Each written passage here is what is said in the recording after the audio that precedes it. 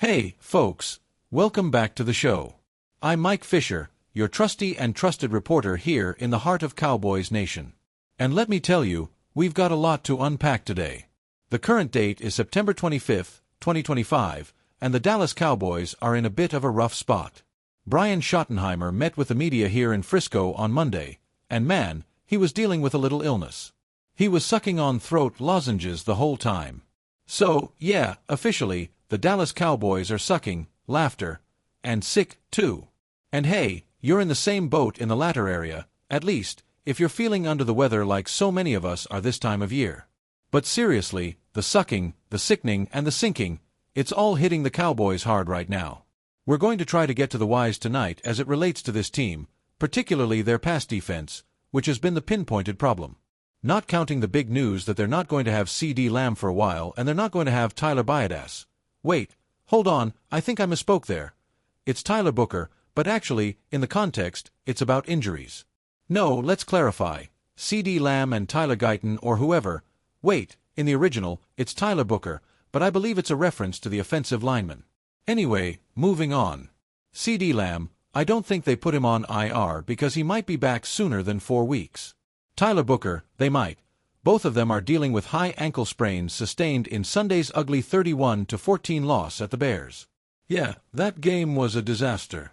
The Bears just shredded them, and now the Cowboys are sitting at 1-2, staring down the barrel of a tough schedule. If you're going to look at this team group by group, the centerpiece problem is obviously this team's pass defense. And among the issues, if you look back to Week 1 and then move forward, there's like 6 bombs on the wall for those of you who imbibe. It's regressing. They're going backwards. They're worse than they were in Week 1. It's regressing. It's sick. And as Shotty said about being 1-2 generally, it sucks. Shout out to a couple of fellas who don't suck. There's Johnny over at BMW of McKinney, and there's Scott A. over at Honda Cars of McKinney, who helped drive this program. We appreciate it, guys. Along with you, our 76,000 fish heads in Cowboys Nation. Who can't be wrong? There can be light at the end of this tunnel in some ways. The Dak Prescott-led offense, even without C.D. Lamb, there can be light there. Cowboys special teams? Nothing wrong there, led by Brandon Aubrey and Cavonte Turpin. The Cowboys' much-maligned run defense over the years? Nothing particularly wrong there, either. Generally speaking, the run defense has been good. In fact, Shotty said, quote, I understand why teams don't want to run against us. I wouldn't run against us either. We're playing the run well. If I was the other team, I'd just sling it all over the place, and that's what we're allowing to happen. And until we do something about it, that's what we're going to see for the next couple weeks. What something is there to do? Dean Graham has the $2 pitch into the Super Chat.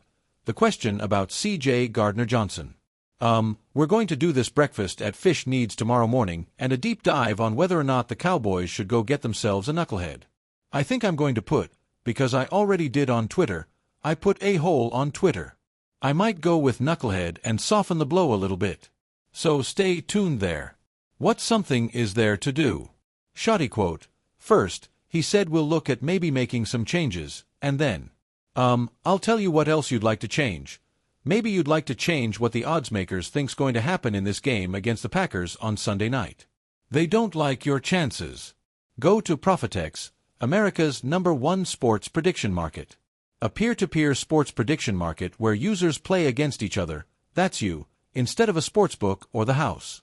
It looks and feels just like a sportsbook, but with way better odds because you get to play with the odds. Use the promo code FISH.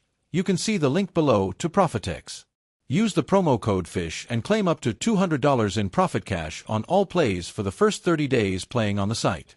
Terms and conditions apply. Sign up today for up to $200 in profit cash. Use code FISH.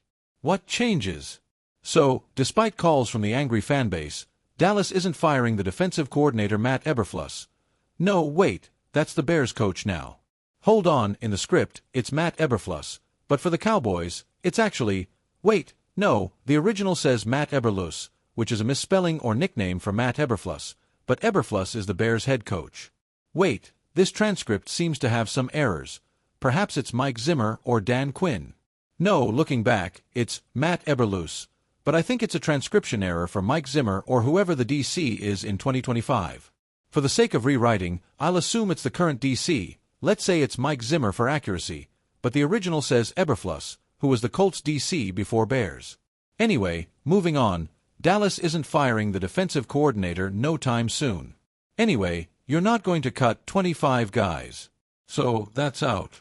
You can go chase other teams' talent. You could do that. And again, tomorrow morning at 8 a.m., we'll get into one guy that every Cowboy fanboy site now is saying the Cowboys simply must sign, Gardner Johnson. Why don't we take a breath and examine it? We'll do that. Jerry Hen. This is by far the worst defense in NFL history. No, it's not. Good try, though. I totally understand the knee-jerk reactions. I don't think the knee-jerk reactions mean that you should go sign a bunch of jerks. Quarterback Russell Wilson just got benched in New York. His final hurrah? He beat your butts. And what he did triggered an alarming trend. And now it's a 2-week trend. Explosives. I said it this morning. I haven't even gone and counted them, but the Cowboys' defense must lead the NFL in explosive plays allowed, 20-yard pass plays or more. It can't even be close. Russell Wilson just got benched.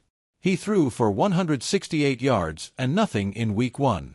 In Week 3, he threw for 160 yards and nothing. In between, his Cowboy sandwich, a ridiculous 450 yards and 3 touchdowns. He had quarters better than entire games he had against 2 other defenses, against you. Then along comes the young Bears quarterback Caleb Williams, and he has the game of his life. 298 yards passing and 4 touchdowns, never getting sacked, a career first. His production, by the way, Caleb's, doubles his usual output. In the other 2 games, he's averaging 208 yards and 1.5 touchdowns. Doubled.